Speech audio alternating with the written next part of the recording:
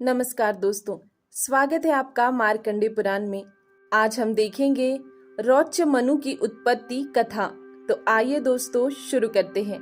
मार्कंडे जी कहते हैं, ब्राह्मण पूर्व काल की बात है। प्रजापति रुचि, ममता और अहंकार से रहित इस पृथ्वी पर विचरते थे। उन्हें किसी से भय नहीं था। वे बहुत कम समय सोते थे। उन्होंने न तो अग्नि की स्थापना की थी और न अपने लिए घर ही बना रखा था। वे एक बार भोजन करते और बिना आश्रम के ही रहते थे। उन्हें सब प्रकार की आसक्तियों से रहित एवं मुनि वृत्ति से रहते देख उनके पितरों ने उनसे कहा। पितर बोले, बेटा, विवाह स्वर्ग और अपवर्ग का हेतु होने के कारण एक पुण्यमय कार्य है, उसे तुमने क्यों नहीं किया? गृहस्थ पुरुष समस्त देवताओं, पितरों, ऋषियों और अतिथियों की पूजा करके पुण्यमय लोकों को प्राप्त करता है। वह स्वाहा के उच्चारण से देवताओं को स्वधा शब्द से, पितरों को तथा अन्नदान यानी बलि, वैश्वदेव आदि से भूत आदि प्राणियों एवं अतिथियों को उनका भाग समर्पित करता है। बेटा, हम ऐसा मानते हैं कि गृहस्थ आश्रम को स्वीकार न करने पर तुम्हें इस जीवन में कलेश पर कलेश उठाना पड़ेगा तथा मृत्यु के बाद दूसरे जन्म में भी कलेश ही भोगना पड़ेगा। रुचि ने कहा, पितृगण, परिग्रह मात्र ही अत्यंत दुख एवं पाप का कारण होता है तथा उससे मनुष्य की अधोगति होती है। यही सोचकर मैंने पहले स्त्री संग्रह नहीं किया। मन और इंद्रियों को नियंत्रण में रखकर जो यह आत्म संयम किया जाता है, वह भी परिग्रह करने पर मोक्ष का साधक नहीं होता। ममता रूप कीचड़ में सना हुआ होने पर भी यह आत्मा जो परिग्रह शून्य चित्त रूप जल से प्रतिदिन धोया जाता है, वह श्रेष्ठ प्रयत्न है। जितेंद्रिय विद्वानों को चाहिए कि वे अपने जन्मों द्वारा सज्जित कर्म रूपी पंख में सने हुए आत्मा का स्वदाशना रूपी जल से प्रक्षालन करे। पितर बोले, बेटा, जितेंद्रिय होकर आत्मा का प्रक्षालन करना उचित ही है, किंतु तुम जिस पर चल रहे हो वह मोक्ष का मार्ग है। किंतु फल इच्छा रहित दान और शुभाशुभ के उपभोग से ही पूर्वकृत अशुभ कर्म दूर होता है। इसी प्रकार दया भाव से प्रेरित होकर जो कर्म किया जाता है, वह बंधक कारक नहीं होता। फल कामना से रहित कर्म भी बंधन में नहीं डालता। पूर्व जन्म में किया हुआ मानवों का शुभाशुभ कर्म शुभ दुखमय पूर्व जन्म में किया हुआ मानवों का शुभ अशुभ कर्म सुख दुखमय भोगों के रूप में प्रतिदिन भोगने पर ही छिन्न होता है। इस प्रकार विद्वान पुरुष आत्मा का प्रक्षालन करते और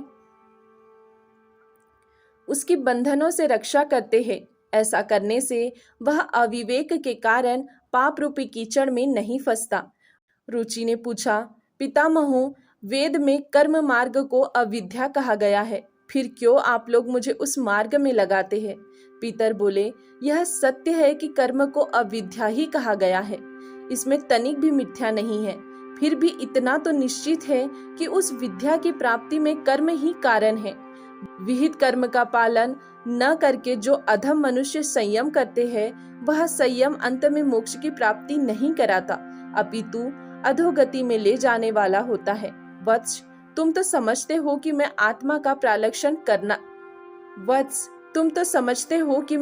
का प्रक्षालन करता हूँ, किंतु वास्तव में तुम शास्त्र विहित कर्मों के न करने के कारण पापों से दग्ध हो रहे हो।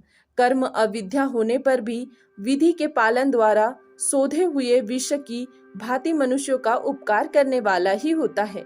इसके विपरीत वह विद्या भी विधि की अवहेलना से निश्चय ही हमारे बंधन का कारण बन जाती है। अतः वत्स, तुम विधि पूर्वक स्त्री संग्रह करो। ऐसा न हो कि इस लोक का लाभ न मिलने के कारण तुम्हारा जन्म निष्फल हो जाए। रुचि ने कहा, पितरों, अब तो मैं बूढ़ा हो गया, भला मुझको कौन स्त्री देगा? इसके सिवा मुझ जैसे दरिद्र के लिए स्त्री को रखना बहुत कठिन कार्य है। पितर बोले, वत्स, यदि हमारी बात नहीं मानोगे तो हम लोगों का पतन हो जाएगा और तुम्हारी भी अधोपति होगी। मार्कंडे जी कहते हैं, मुनि श्रेष्ठ यो कहकर पीतर उनके देखते देखते वायु के बुझाए हुए दीपक की भांति सहसा अदृश्य हो गए। पितरों की बात से रुचि का मन बहुत उद्विग्न हुआ।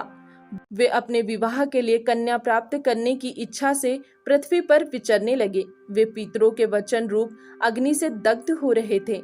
कोई कन्या न मिलने से उन्हें बड़ी भारी चिंता हुई। उनका चित्त अत्यंत व्याकुल हो उठा। इसी अवस्था में उन्हें यह बुद्धि सूझी कि मैं तपस्या के द्वारा ब्रह्मा जी की आराधना करूं। ऐसा निश्चय करके उन्होंने कठोर नियम का आश्रय ले लिया।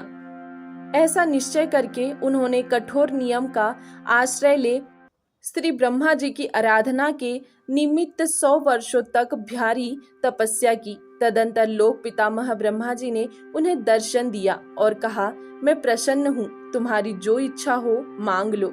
तब रुचि ने जगत के आधारभूत ब्रह्मा जी को प्रणाम करके पितरों के कथानुसार अपना अभिष्ट निवेदन किया। रुचि की अभिलाषा सुनकर ब्रह्मा जी ने उनसे कहा, विप्रवर, तुम प्रजापति होंगे, तुमसे प्रजा की सृष्टि होगी। प्रजा की सृष्टि तथा पुत्रों की उत्पत्ति करने के साथ ही तुम शुभ कर्मों का अनुष्ठान करके जब तुम अपने अधिकार का त्याग कर दोगे तब तुम्हें सिद्धि प्राप्त होगी। अब तुम स्त्री प्राप्ति की अभिलाषा लेकर पितरों का पूजन करो। वे ही प्रसन्न होने पर तुम्हें मनोवांछित पत्नी और पुत्र प्रदान करेंगे। भला पितर संतुष्ट हो जाए तो वे क्या नहीं दे सकते। मार्कंडेय जी कहते हैं, मुने अव्यक्त जन्मा ब्रह्मा जी के ये वचन सुनकर रुचि ने नदी के एकांत तट पर पितरों का तर्पण किया और भक्ति से मस्तक झुकाकर एकाग्र एवं संयम चित हो नीचे लिखे स्तोत्र द्वारा आदर पूर्वक उनकी स्तुति की। रुचि बोले, जो श्राद्ध में अधिष्ठाता देवता के रूप में निवास करते हैं तथा देवता भी श्राद्ध में स्वधांत वचनों द्वारा जिनका तर्पण करते हैं, उन पितरों को मैं प्रणाम करता हूँ। भक्ति और मुक्ति की अभिलाषा रखने वाले महर्षिगण स्वर्ग में भी मानसिक श्राद्धों के द्वारा भक्ति पूर्वक जिन्हें तृप्त करते हैं, सिद्धगण दिव्य उपहारों द्वारा श्राद्ध में जिनको संतुष्ट करते हैं, अत्यधिक समृद्धि की इच्छा रखने वाले गुहामक भी तन्मय होकर भक्ति भाव से जिनकी पूजा करते हैं, भूलोक में मनुष्य गण जिनकी सदा आराधना करते हैं, जो श्राद्धों में श्राद्ध पूर्वक पूजित होने पर मनोवांछित लोक प्रदान करते हैं, पृथ्वी पर ब्राह्मण लोग अभिलाषित वस्तु की प्राप्ति के लिए जिनकी अर्चना करते हैं तथा जो आराधना करने पर प्रजापत्य लोक प्रदान करते हैं, उन पितरों को मैं प्रणाम करता हूँ। तपस्या करने से जिनके पाप धुल गए हैं तथा जो संयम पूर्वक आहार करने वाले हैं, ऐसे वनवासी महात्मा वन के फल मूलों द्वारा श्राद्ध करके जिन्हें तृप्त करते हैं, उन पितरों को मैं मस्तक झुकाता हूँ। नैष्ठिक ब्रह्मचर्य व्रत का पालन करने वाले संयतात्मा ब्राह्मण समाधि के द्वारा जिन्हें सदा तृप्त करते हैं, क्षत्रिय सब प्रकार के श्राद्धोपयोगी पदार्थों के द्वारा विधिवत श्राद्ध करके जिनको संतुष्ट करते हैं, जो तीनों लोगों को अभिष्ट फल देने वाले हैं, स्वकर्म परायण वैश्य पुष्प धूप अन्न और जल आदि के द्वारा जिनकी पूजा करते हैं तथा शूद्र भी श्राद्धों द्वारा भक्ति पूर्वक जिनकी तृप्ति करते हैं और जो संसार में सुकाली के नाम से विख्यात है, उन पितरों को मैं प्रणाम करता हूँ। पाताल में बड़े बड़े दैत्य भी दंभ और मद त्याग कर श्राद्धों द्वारा जिन स्वधा भोजी पितरों को सदा तृप्त करते हैं, मनोवांछित भोगों को पाने की इच्छा रखने वाले नगगण रसातल में संपूर्ण भोगों एवं श्राद्धों से जिनकी पूजा करते हैं तथा मंत्र भोग और संपत्तियों से युक्त समर्पण भी रसातल में ही विधि पूर्वक श्राद्ध करके जिन्हें सर्वदा तृप्त करते हैं, उन पितरों को मैं नमस्कार करता हूँ। जो साक्षात देवलोक में अंतरिक्ष और भूतल पर निवास करते हैं, देवता आदि समस्त देहधारी जिनकी पूजा करते हैं, उन पितरों को मैं नमस्कार करता हूँ। वे पितर मेरे द्वारा अर्पित किए हुए इस जल को ग्रहण करें। जो परमात्मा स्वरूप पितर मूर्तिमान होकर विमानों में निवास करते हैं, जो समस्त कलेशों से छुटकारा दिलाने में हेतु है तथा योगेश्वरगण निर्मल हृदय से जिनका यजन करते हैं, उन पितरों को मैं प्रणाम करता हूँ। जो स्वधा भोजी पितर दिव्य लोक में मूर्तिमान होकर रहते हैं, काम्य फल की इच्छा रखने वाले पुरुष की समस्त कामनाओं को पूर्ण करने में समर्थ है और निष्काम पुरुषों को मोक्ष प्रदान करने वाले हैं, उनको मैं प्रणाम करता हूँ। वे समस्त पीतर इस जल से तृप्त हो जो चाहने वाले पुरुषों को इच्छानुसार भोग प्रदान करते हैं, देवत्व, इंद्रत्व तथा उससे ऊंचे पद की प्राप्ति कराते हैं। इतना ही नहीं भी देते हैं जो पीतर चंद्रमा की किरणों में, सूर्य के मंडल में तथा श्वेत विमानों में सदा निवास करते हैं। वे मेरे दिए हुए अन्न, जल और गंध आदि से तृप्त एवं पुष्ट हो। अग्नि में हविष्य का हवन करने से जिनको तृप्ति होती है, जो ब्राह्मणों के शरीर में स्थित होकर भोजन करते हैं तथा पिंडदान करने से जिन्हें प्रसन्नता प्राप्त होती है, वे पीतर यहाँ मेरे दिए हुए अन्न और जल से तृप्त हो। जो देवताओं से भी पूजित है तथा सब प्रकार से श्राद्धोपयोगी पदार्थ जिन्हें अत्यंत प्रिय है, वे पीतर यहाँ पधारे। मेरे निवेदन किए हुए पुष्प, गंध, अन्न एवं भोज्य पदार्थों के निकट उनकी उपस्थिति हो। जो प्रतिदिन पूजा हवन करते हैं, इनकी पूजा करनी उचित है।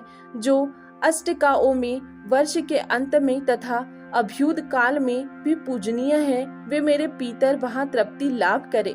जो ब्राह्मणों के यहाँ कुमुद और चंद्रमा के समान शांति धारण करके आते हैं, क्षत्रियों के लिए जिनका वर्ण निवोदित सूर्य के समान है, जो वैश्यों के यहाँ सुवर्ण के समान उज्जवल कांति धारण करते हैं तथा शूद्रों के लिए जो श्याम वर्ण के हो जाते हैं, वे समस्त पितर मेरे दिए हुए पुष्प, गंध, धूप एवं अन्न और जल आदि से तथा अग्निहोत्र से सदा तृप्त लाभ करे।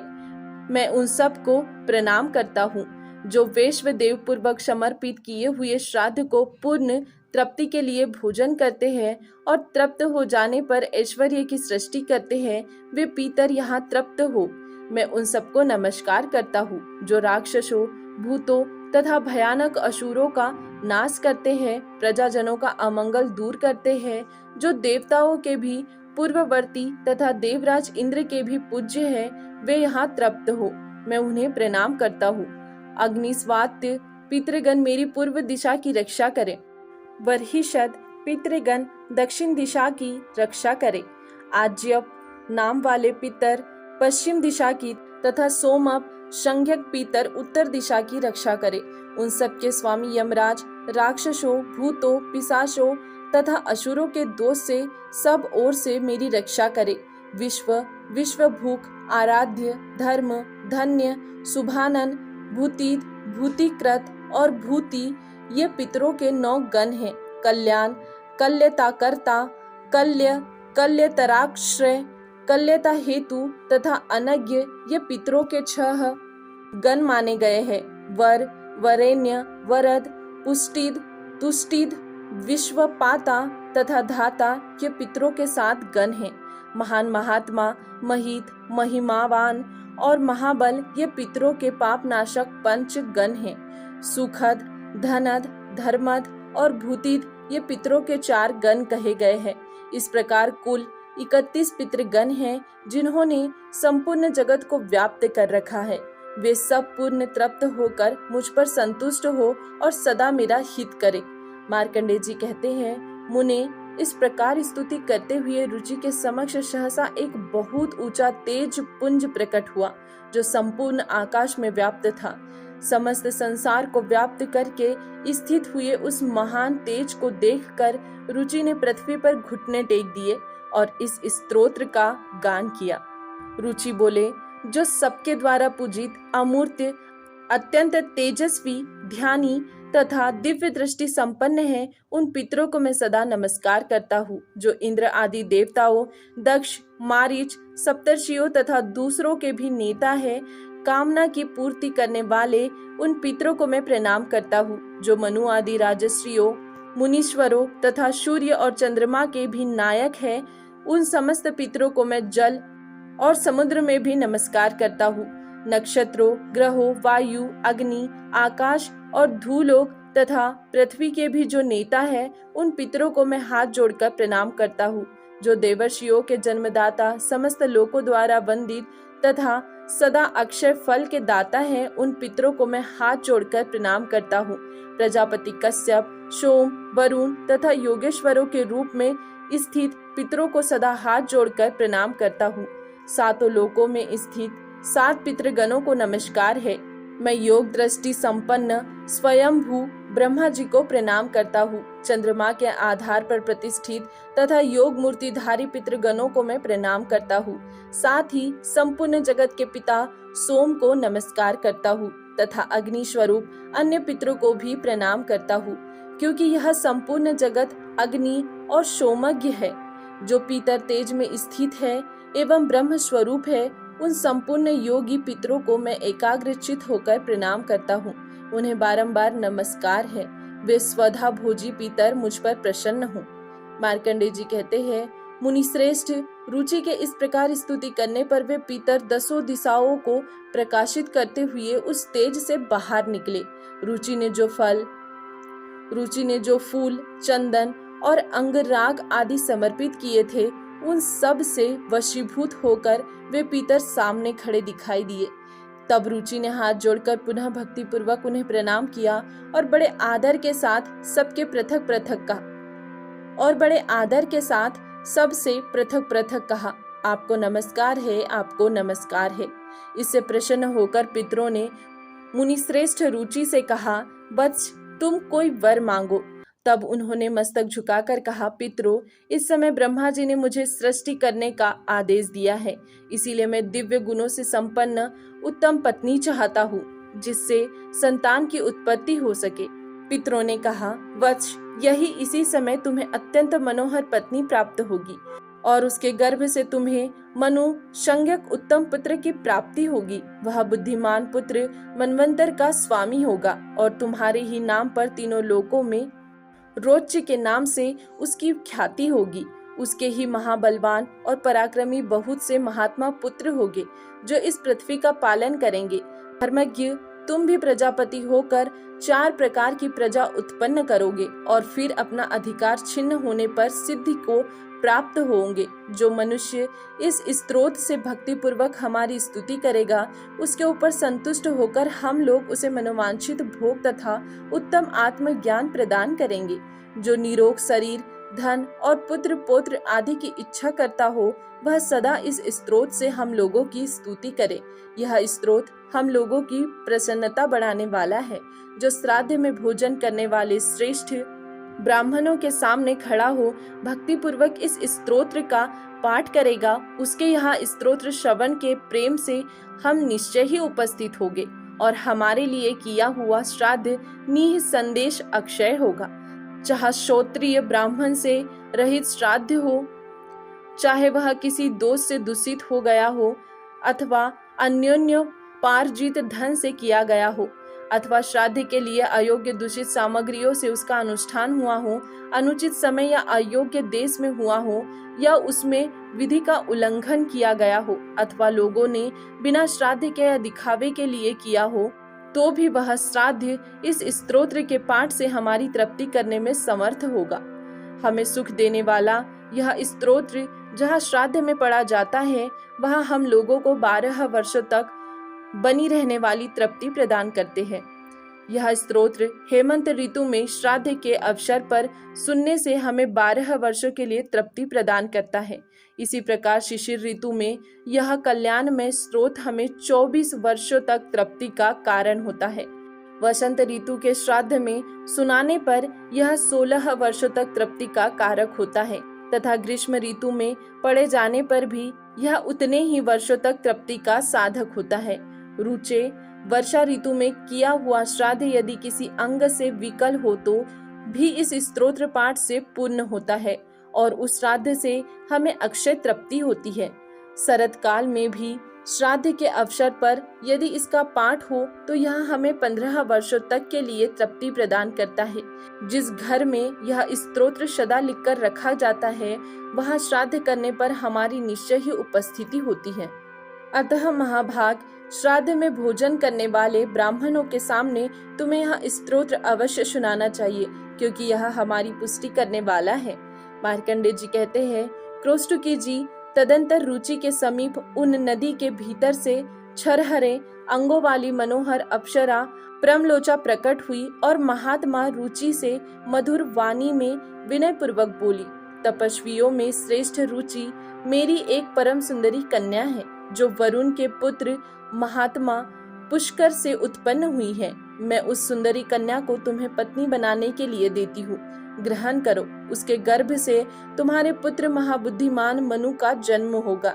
तब रुचि ने तथास्तु कहकर उसकी बात स्वीकार की।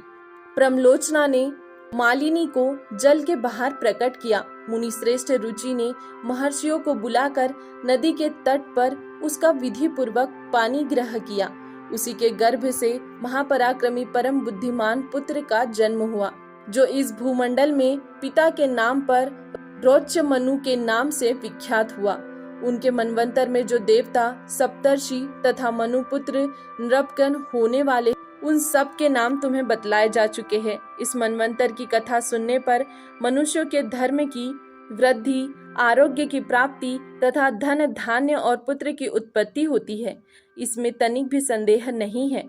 महामुने, पितरों का स्तवन तथा उनके भिन्न भिन्न गणों का वर्णन सुनकर मनुष्य उन्हीं के प्रसाद से संपूर्ण कामनाओं को प्राप्त करता है। दोस्तों, आज के लिए इतना ही। इसके आगे देखेंगे हम कल के वीडियो में। तब तक के लिए धन्यवाद।